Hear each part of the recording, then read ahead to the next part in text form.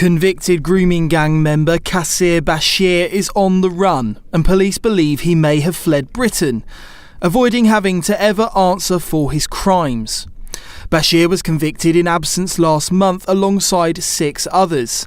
Evidence given during the trial was described by reporters as some of the worst they've ever heard. Today, another Pakistani rape gang was convicted. 7 men, there they are, 7 men have been found guilty of grooming abuse offences against 2 teenage girls in Rochdale between 2001 and 2006. They are getting named and shamed, OK? We've got Mohammed Zahid, Naheem Akram, Mohammed Shahzad, Nisar Hussain, Rohiz Khan, Mushtaq Ahmed and Kasir Bashir. The girls were abused in alleyways, warehouses, taxis, filthy houses, rank mattresses, damp basements. It's horrific.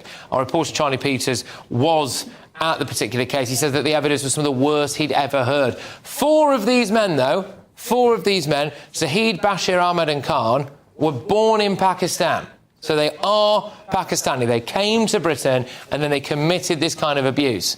Should they be deported, do you think? Yes. Without a shadow of a doubt. Without a shadow of a doubt. Sure. It's common sense. It's common sense. Well, just before I came on air, this news broke. A new report from the National Audit on Group-Based Child Sexual Exploitation and Abuse. It's a big report, this. It's due out next week. Well, the Sun newspaper claims that they've had advance sight of this report, and they say that this report is the first one of its kind, specifically links illegal immigration to violence against vulnerable girls. OK? Now, apparently, the government is afraid of this report because of stuff like this.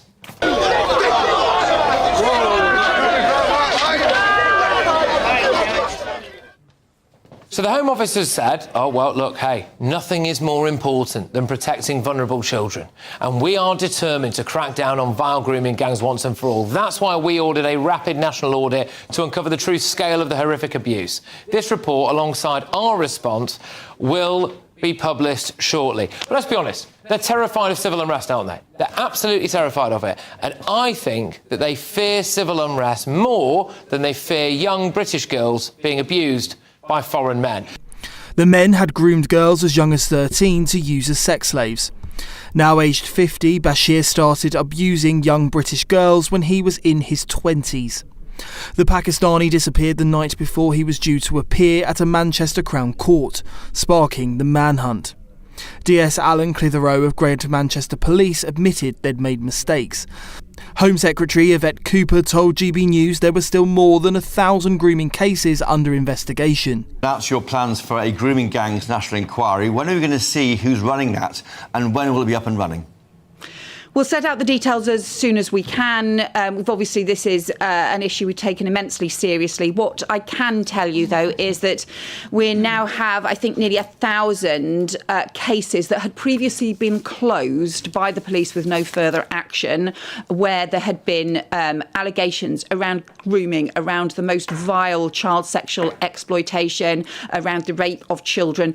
Those cases now being reviewed and to look for new evidence. So alongside the national inquiry that we set out as in response to the Louise Casey's review, crucially, we've also got these police cases being reopened because, frankly, when you're faced with these appalling crimes, the most important thing is to get the perpetrators behind bars. So it's those police investigations that I really want to see taken forward.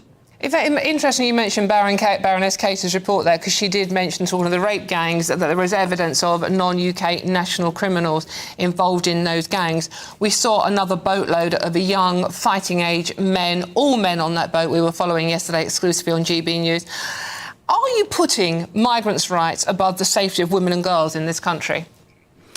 So let me say 2 things in response to that. First of all, I have already announced, even before the Louise Casey report came out, much stronger changes to the law, as part of the new law that we're bringing in order to prevent any sex offenders being able to claim asylum in the UK. That had not happened before, and I think we should have that stronger law in our country. That law going through, sadly, has currently been opposed by both the Conservatives and reform. I think we should have that stronger law in place. The second thing is we just shouldn't have these dangerous boat crossings in the first place. That's why, going back to where we started this conversation, we're taking action across the board to build the foundations of a new approach. So being able to have returns to France, being able to make sure that we can have stronger law enforcement to go after the criminal gangs, and new counter-terrorism style powers also in the new legislation that sadly is still being opposed by other parties. I really think they should support these actions to go after the gangs, strengthen the law and make sure that proper standards are maintained. Groups of women feeling threatened by migrant crime are banding together to campaign against illegal immigration to protect their safety. There is a national emergency here against women and girls when it comes to migration, both legally and illegally. As you rightly pointed out, illegal immigrants are 24 times more likely to commit crimes than native Brits. And when it comes to even legal immigrants, I believe it's 3.4 times more likely to commit crimes than native Brits, sex crimes in particular than native Brits. I mean, I think one crime is far too many, one sex crime is far too many, and we can see it in our streets. Women and girls don't feel comfortable, walking home, they don't feel comfortable getting the train or the bus home, and even if they get a taxi, there is no guarantee for their safety. And the elephant in the room here is that it's because of illegal immigration.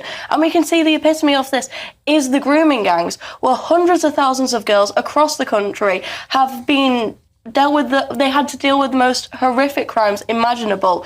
They were raped, they were groomed, they were abused, they were chained to radiators by many dozens of men per victim. I think this is absolutely horrific. What about Krish's argument there that if you look at overall sexual assaults and offences, organised rape gang activity is a small share of the overall number of sexual assaults?